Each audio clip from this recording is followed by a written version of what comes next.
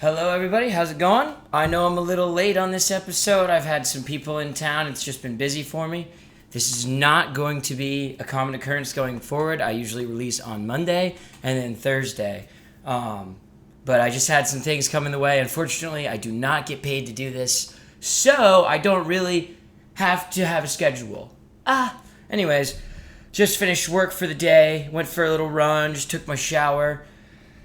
Thought we'd celebrate the Packers game. Again, I'm trying not to jinx things, really. Or not jinx things, but I'm very excited about beating the Packers.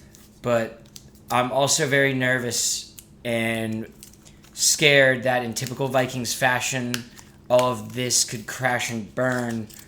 Obviously, I'm enjoying every second of it. Social media has been so much fun to just truck around with Packers fans and just be happy you watch the Vikes players just get happy, like their Instagram post. Oh shit. That was unexpected. Well, anyways. Holy fuck! If that were hitting at my head, I would have died. Okay. Hold on now. Part 2. Mike's okay. Give me 1 second, folks. Okay, ladies and gentlemen, apologies for that. That was, wow. I am shook a little. But, anyways, back to the episode.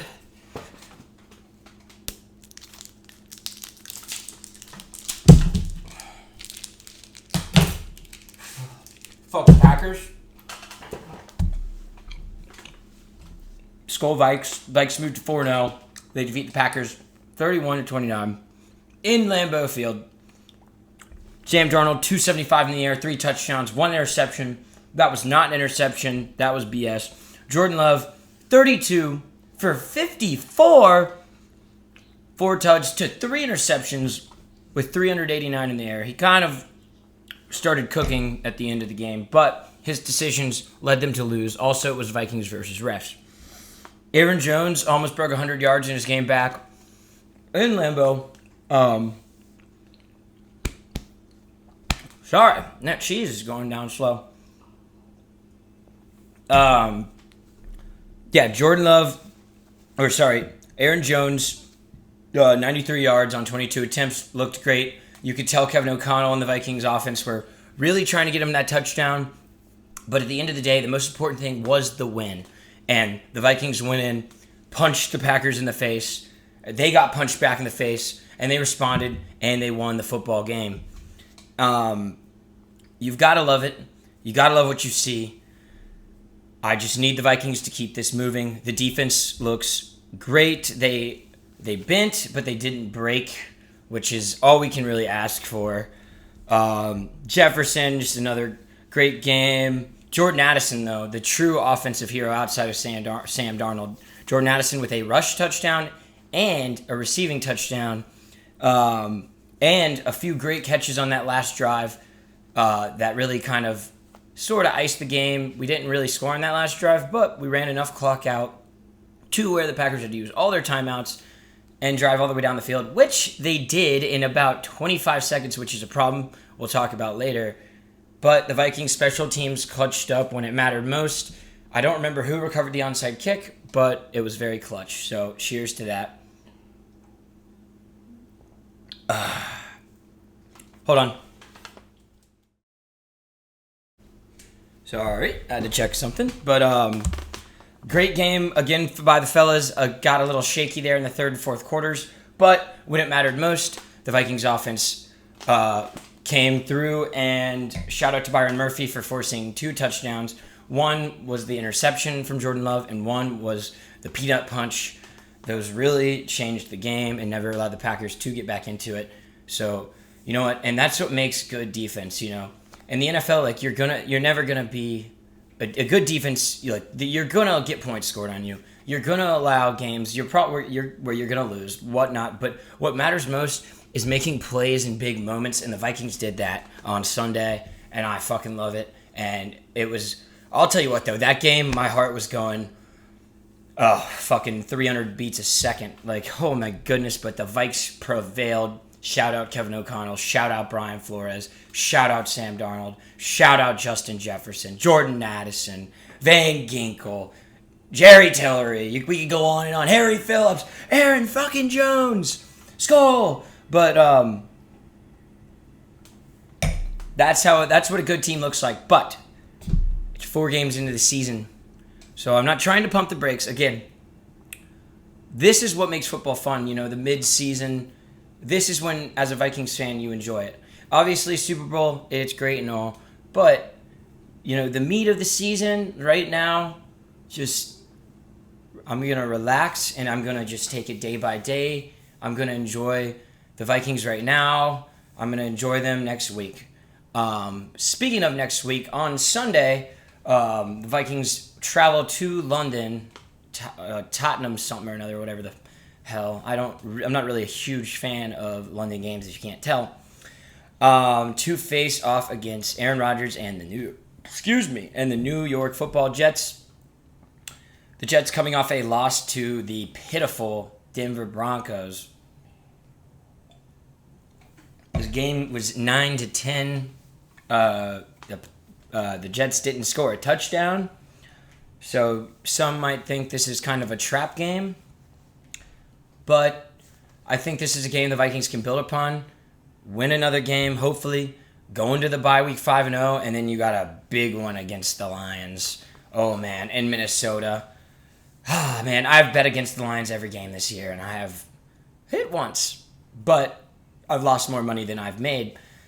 I'm just a Vikings fan, and I fade the Lions. I also faded the Bears, and I faded the Packers every week. And the NFC North has been pretty dang good. I mean, even the 2 worst teams are both 2-2, and then the Lions are at 3-1, and then obviously our Vikes are at 4-0, and you love to see that. But as a bettor who fades the other NFC North teams, you don't love to see it. F the Packers, F the Bears, F the Lions. But yeah, we got a big game versus the Jets. The Jets' offense has struggled pretty hard this year. They're at, 2-2, I think? Aaron Rodgers, first year fully healthy. So, definitely going to see, if the Vikings can keep this rolling. If Sam Darnold can keep his hot streak. And you know what? Sam Darnold is going to have a bad game coming up soon. And I just need Vikings fans to not overreact. Tom Brady had bad games. Everybody has bad games. So if his bad games, depends on how bad are his bad games. If his bad games he's the sole reason why we lose, that sucks. But if his bad games, we can keep it close, then I think the sky is the limit for this team. And that's what they've shown. Even when the Vikings we've turned the ball over quite a few times this year. Even when we have turned the ball over, we've responded, and we've gotten turnovers of our own. And our defense is, Shaq Griffin, love you. Byron Murphy, he had a few plays at the beginning of the game, but he did what he had to do when it mattered the most, and I shout him out, and I respect him for that. I'm glad he's panning out in his potential. The D-line looked good. They got Let's see how many sacks they got.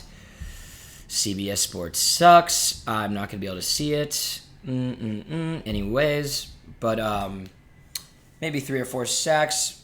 Patrick Jones, man.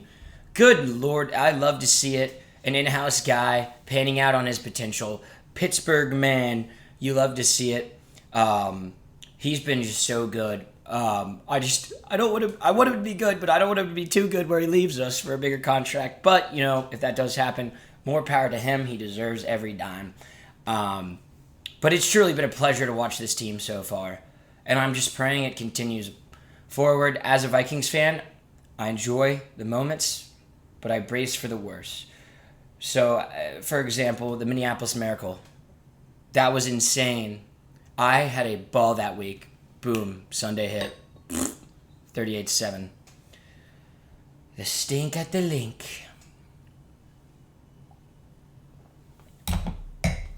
But, Yeah. Oh, man.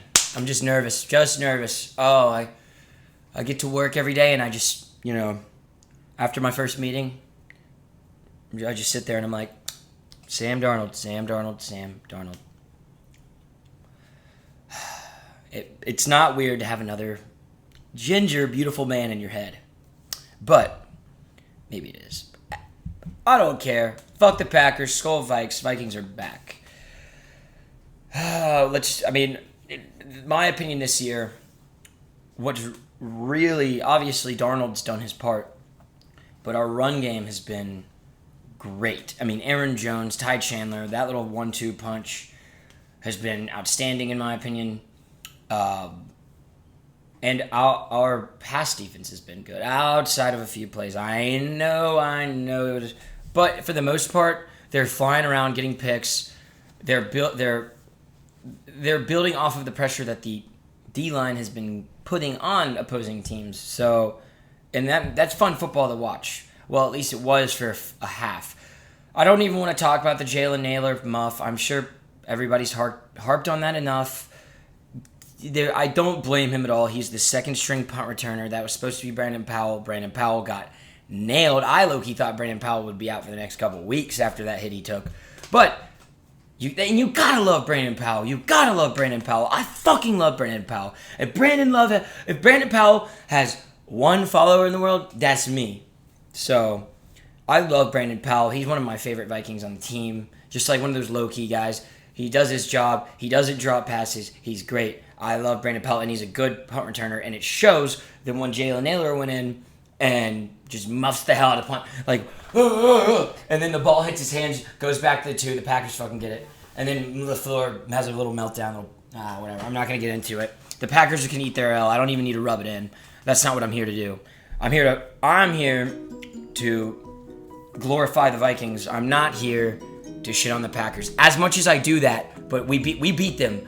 Get them out of my head until we face them again in whatever week, whatever the hell it is. I don't care right now. It's one game at a time right now. One fucking game at a time right now. And this weekend is the Jets. We have to beat the fucking Jets. We can't even worry about anything else until that happens. So, on that note, thank you for tuning in. I'm going to come out with another video either tomorrow or Friday. And again, sorry for the delay. This is not a common occurrence. But SKOL motherfucking Vikings. I'm out. Go Vikes. Fuck the Packers. Let's go. Mwah.